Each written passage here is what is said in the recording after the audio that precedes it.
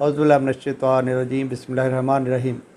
नाज़रीन इकराम अस्सलाम वालेकुम। नाज़रीन, आज हम डिस्कस करेंगे एक बहुत ही अहम कानून साजी को,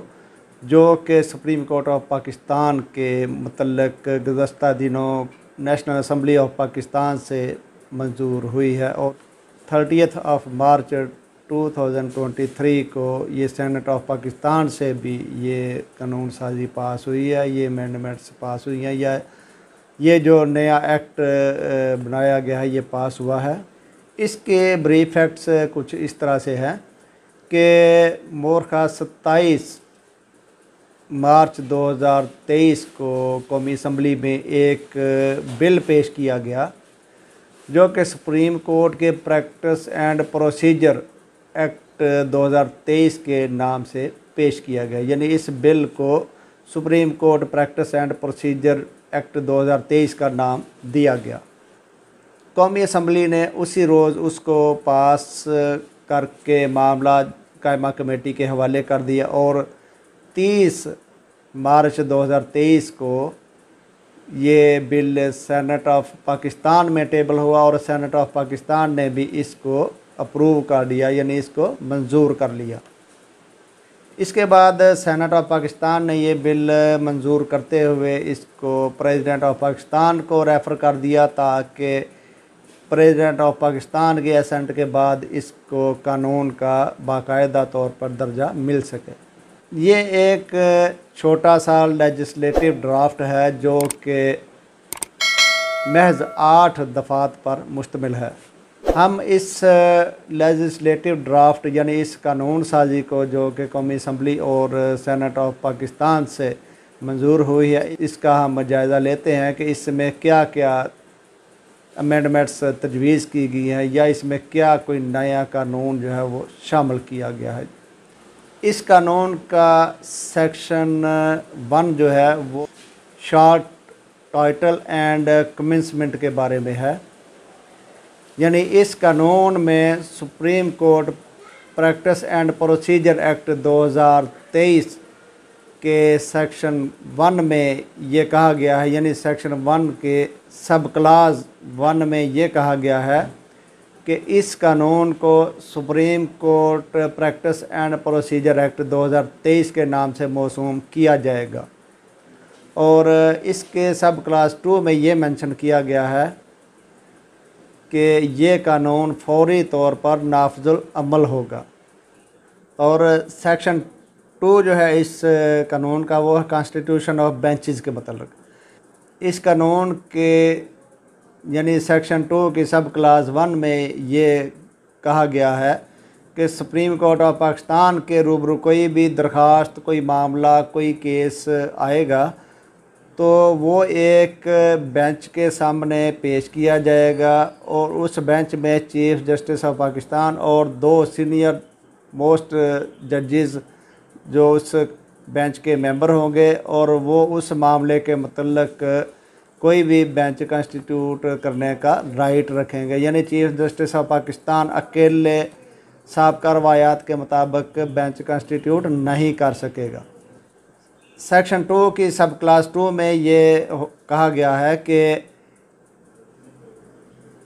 बेंच की तश्कील के मतलब अक्सरियत राय का जो भी फ़ैसला होगा वही इम्पोज़ किया जाएगा, उसी के मुताबिक अमल दरामद किया जाएगा। यानी अक्सरियती राय से जो भी फ़ैसला किया जाएगा उसके मुताबिक ही बेंच की तश्कील हो सकेगी। सेक्शन 3 जो है इस कानून का वो है exercise of original jurisdiction by the supreme court of Pakistan. ये एक इंतहाई अहम सेक्शन इंसर्ट किया गया है। इस सेक्शन की रूह से एक नया जो है वो अमेंडमेंट इसमें तजवीज़ की गई है और कुछ इसमें तब्दीलियाँ की गई हैं। ये वही सेक्शन है जिसमें आर्टिकल 184 की सब क्लास 3 को डिस्कस किया गया है। यानी 184(3) की जो पावर्स हैं उनको डिस्कस किया गया है, जो कि कबल अज़ीं चीफ जस्टिस ऑफ पाकिस्तान को हासिल थी, लेकिन अब उन पे कुछ तब्दीलियां करते हुए इसमें ये सेक्शन 3 ऐड किया गया है। तो इस बारे में सेक्शन 3 ये होल्ड करता है कि कोई भी मामला जो कि सुप्रीम कोर्ट ऑफ पाकिस्तान के रूबरू ज़ेर आर्टिकल 184 की सब क्लास 3 कॉन्स्टिट्यूशन ऑफ पाकिस्तान के तहत सामने आएगा, तो वो मामला सबसे पहले कमेटी के रूबरू पेश किया जाएगा और ये वही कमेटी होगी जो सेक्शन 2 के तहत तरतीब दी जाएगी। यानी सेक्शन 2 के तहत जो कमेटी बनेगी वो मामला सबसे पहले उस कमेटी के रूबरू पेश किया जाएगा। और अगर कमेटी ये समझेगी कि ये अवामी मफाद आमा का मामला है या किसी फंडामेंटल राइट की इम्पोजमेंट के मतलब ये अहम नौइयत का मामला है जो कि कॉन्स्टिट्यूशन के चैप्टर 1 के पार्ट 2 में दर्ज हैं, तो इसकी समाअत के लिए कमेटी एक बेंच जो कि सुप्रीम कोर्ट ऑफ पाकिस्तान के 3 जजेस से कम पर मुश्तमिल ना होगा वो बेंच कंस्टिट्यूट करेगी। और इस बेंच में वो मेंबरान जो कमेटी के रुकन होंगे यानी चीफ जस्टिस ऑफ पाकिस्तान और 2 सीनियर मोस्ट जजेस of supreme court of Pakistan, वो भी इस बेंच का लाजमी हिस्सा होंगे। यानी इससे पहले, इस कानून साजी से पहले ये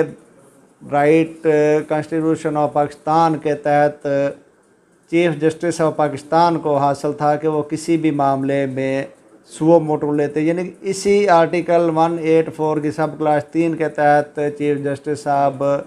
किसी भी केस का मफाद आमा के मामले का सुओ मोटो नोटिस लेते थे, लेकिन अब उस नोटिस पे कदगन लगा दी गई है कि चीफ जस्टिस साहब ख़ुद ना ही सुओ मोटो नोटिस ले सकेंगे और ना ही कोई अपनी मर्ज़ी से बेंच कंस्टिट्यूट कर सकेंगे, क्योंकि अब इस सारे मकसद के लिए सेक्शन 2 के तहत एक कमेटी या एक बेंच तश्कील दिया जाएगा जिसके सामने वह मामला पेश होगा। फिर उसके बाद उस बेंच या कमेटी की अप्रूवल के बाद वो फर्दर बेंच क्रिएट किया जाएगा जो कि कम से कम 3 जजेस पर मुश्तमिल होगा। इसका सेक्शन 4 है जिसमें इंटरप्रिटेशन ऑफ कॉन्स्टिट्यूशन के मतलब ज़िक्र किया गया है, जिसमें ये कहा गया है कि कोई ऐसा अहम मामला जिसमें कॉन्स्टिट्यूशन ऑफ पाकिस्तान की तशरीह व ताबीर के मतलब कोई इशू शामिल होगा, तो इस सूरत में कमेटी एक बेंच तश्कील देगी और ये बेंच कम अज़ कम 5 मेंबरान पर मुश्तमिल होगा। सेक्शन 5 में अपील का राइट जो है वो प्रोवाइड किया गया है। इस नए कानून के सब क्लास 1 के तहत ये बयान किया गया है कि जो मामला 184(3) यानी 184 की सब क्लास 3 के तहत सुप्रीम कोर्ट ऑफ पाकिस्तान का कोई बेंच तश्कील दिया जाएगा और जो वो हुक्म जारी करेगा या कोई आर्डर सादर करेगा, तो उस ऑर्डर के तहत जो अग्रीव्ड पर्सन होगा उसको अपील का राइट होगा। यानी कोई भी मामला अगर सुओ मोटो की सूरत में बेंच जो है वो तश्कील दिया जाता है और उस बेंच में कोई ऐसा ऑर्डर पास होता है, तो जो भी अग्रीव्ड पर्सन या अथॉरिटी या जो भी मामला होगा वो शख्स 30 दिन के अंदर अंदर उस ऑर्डर के ख़िलाफ़ अपील करने का राइट रखेगा। पहले ये अपील का राइट नहीं था सुओ मोटो के ख़िलाफ़, अब ये राइट इसमें शामिल कर दिया गया है। और इसमें ये भी शामिल किया गया है कि जब कोई शख्स 30 दिन के अंदर अंदर अपील फ़ाइल करेगा तो इस अपील की समाअत के लिए लार्जर बेंच जो है वो कंस्टिट्यूट किया जाएगा और ये अपील 14 दिन के अंदर अंदर समाअत के लिए मुकर्रर की जाएगी। इस सेक्शन 5 की सब क्लास 2 में ये मेंशन किया गया है कि इस अपील का हक़ उस मुतासरा शख्स को भी हासिल होगा जिनके ख़िलाफ़ इस कानून के नफाज से कबल सुओ मोटो के तहत प्रोसीड करते हुए कोई हुक्म या ऐसा कोई ऑर्डर जारी किए जा चुके हैं। तो इस कानून के नफाज के 30 दिन के अंदर अंदर वो शख्स भी अपील करने का राइट रखेगा, यानी वो शख्स भी अपील दायर कर सकेगा। इसमें ये तरीक़ेकार अख्तियार किया गया है कि इस तरह अगर कोई ऐसा मामला होगा तो फ़र्ज़ करे 2 साल पहले कोई मामला हो गया या 5 साल पहले कोई मामला ऐसा हो चुका हुआ है, सुओ मोटो के नोटिस के तहत कोई order chief justice of Pakistan ने जारी कर दिया हुआ है, तो उन तमाम ऑर्डर्स के जो अग्रीव्ड पर्सनस हैं उनको ये राइट दे दिया गया है कि वो 30 दिन के अंदर अंदर, यानी इस कानून के नफाज के 30 दिन के अंदर अंदर वो भी अपील फ़ाइल कर सकेंगे। इस तरीक़ेकार के मुताबिक सुप्रीम कोर्ट ऑफ पाकिस्तान पे के ऊपर एक बहुत बड़ा बर्डन जो है वो होने जा रहा है, और इसके तहत बहुत से ऐसे मामला जो कि डेड हो चुके हुए थे वो दोबारा रीओपन हो जाएंगे, और बर्डन ऑफ वर्क जो है वो बहुत ज़्यादा हो जाएगा सुप्रीम कोर्ट ऑफ पाकिस्तान के पास। सेक्शन 6 इस कानून का, यानी supreme court practice and procedure act 2023 का, वो ये कहता है कि right to appoint of counsel of choice. इस सेक्शन के तहत ये बयान किया गया है कि हर फरीक को ये राइट हासिल होगा, ये हक़ हासिल होगा कि वो अपनी मर्ज़ी का कोई भी काउंसिल एंगेज कर सकता है। इस बारे में किसी किस्म की कोई कदगन नहीं आयद होगी। इस सेक्शन के तहत ये बयान किया गया है कि अगर कोई मुतासरा शख्स, कोई एग्रीव्ड पर्सन ज़ेर आर्टिकल 188 के तहत कोई रिव्यू या निगरानी सुप्रीम कोर्ट ऑफ पाकिस्तान के रूबरू फ़ाइल करता है, तो उसको ये अख्तियार हासिल होगा कि वो अपनी मर्ज़ी का काउंसिल एंगेज कर सकेगा। कबल जी जो काउंसिल मेन केस में होता था वही रिव्यू या निगरानी फ़ाइल करता था, नज़रसानी फ़ाइल करता था, लेकिन अब ये राइट दे दिया गया है कि वो अपनी मर्ज़ी का, अपनी चॉइस के मुताबिक काउंसिल एंगेज कर सकेगा। सेक्शन 7 है application for fixation of urgent